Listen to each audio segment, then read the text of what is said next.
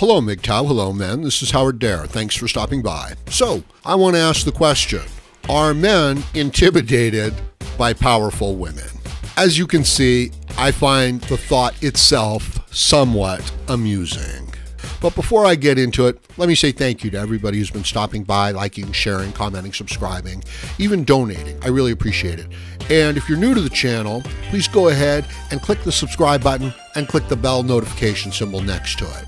It'll help me grow my channel and I would really appreciate it. Now, let's ask the question, are men intimidated by powerful women?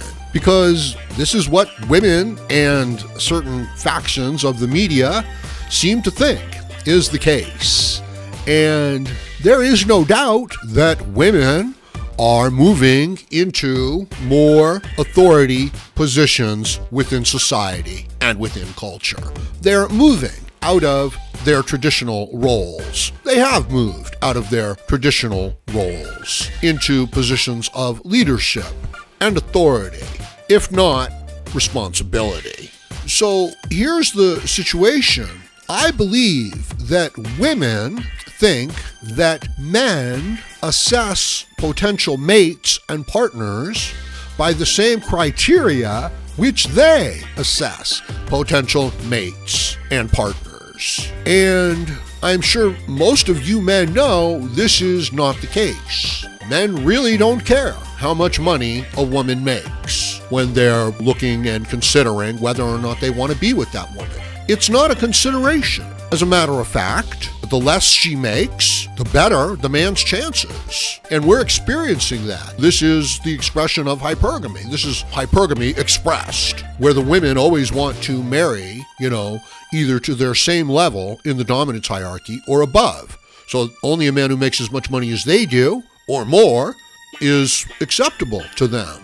And this is true, this seems to be true from just a biological level, just they seem to feel this, and from a social level. Whereas men, no, they don't even consider it. As I said, if anything, they would feel like they have a better chance with a woman who has fewer resources. Now, this is a mistake. This is a huge mistake. This is the men going to third world countries because they think that they'll be able to get along with the women better.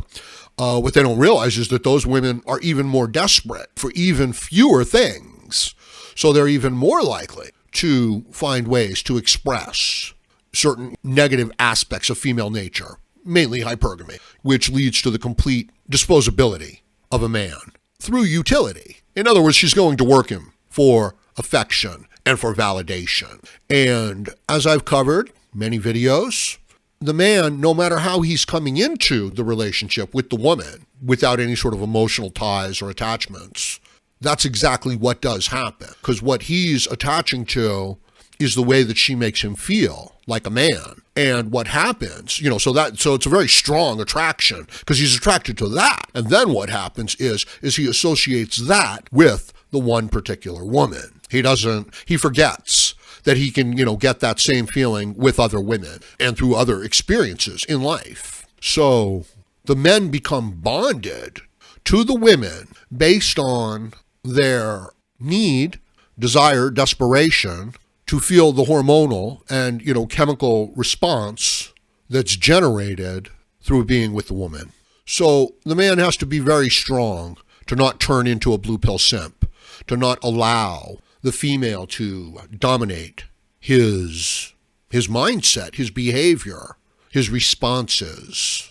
And for that to happen, he has to be able to keep these things in perspective. And based on his place in society, in culture, which is downstream from politics, that's going to be very difficult. And it's becoming increasingly difficult in the gynocentric dominated world that we live in. Just a quick reminder, if you value MGTOW content, go ahead and like the video, share the video, maybe even donate to the Howard Dare channel, because MGTOW videos, men's issues, they don't get any support otherwise except from you guys. And support the other MGTOW channels, if you would please. But most importantly, support the Howard Dare channel. I would appreciate it.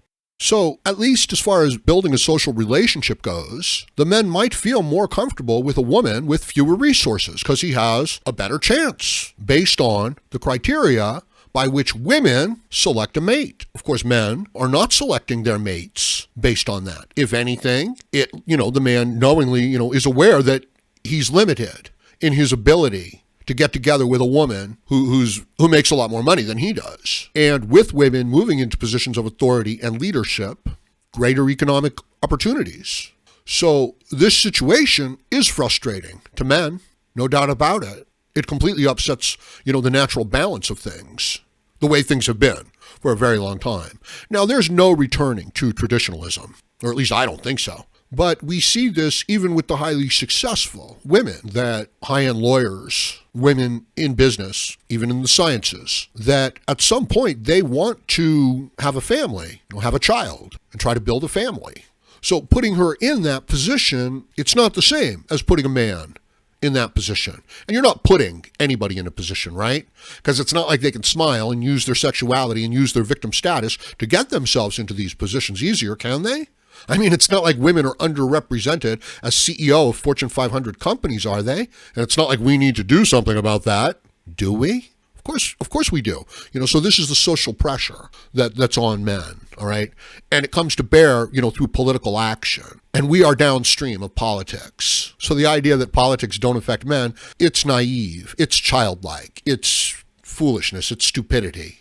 It's unfitting of a man to look at it that way. We are in a sociological gender war zone. And some of us are trying to help men. And they're getting hurt.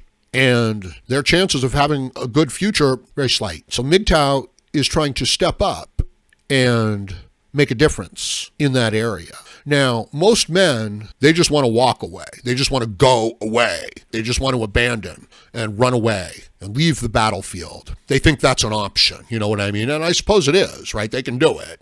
But it's not going to make them strong. It's not going to build them up. Might give them the ability to recover. This is an early stage of MGTOW. But after the man has built up his strength, he needs to be able to come back to the group with something that's useful. At least that's the idea, that he can get to that stage. Maybe all he can do is express his frustration at how he was treated by a blue pill world that he didn't understand. So men are frustrated at the situation. Men are reacting to the situation, but they're not individually and personally intimidated by a particular woman. Now, I'll tell you this, from my point of view, I have no problem seeing a person that is confident and taking charge and taking the lead. And I even like to see it in a woman. I don't like to see a person sitting around all confused, all worried, and looking for help. And when I see somebody who's confident, who's strong, who's making decisions, who's taking action and is moving forward, I find that very attractive. Yeah, I find that attractive. I've likened it to a dog, like that's guarding his territory. Its territory. And it's just chilling, it's relaxing, it's just laying there, and then it hears a noise, and its ears perk up, and then it stands up, and it's alert.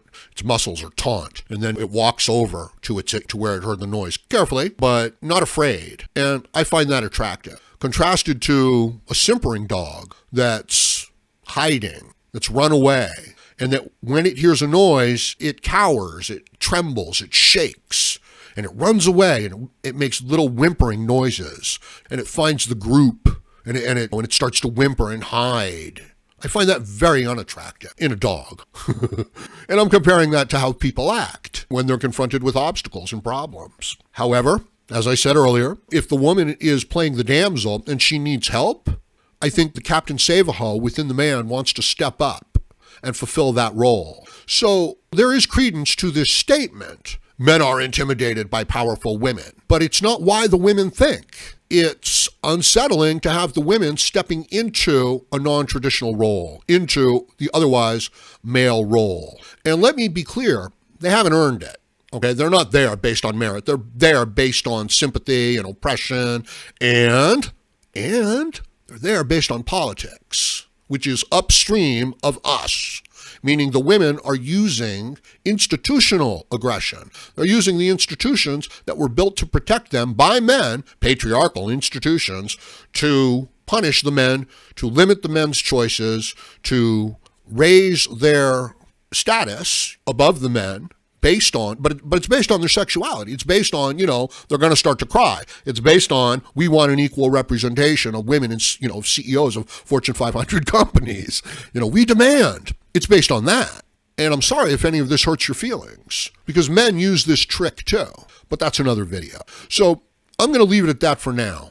Let me know what you think about this in the comments section below. Let me know whether or not you think men are intimidated by powerful women and why women seem to think that way.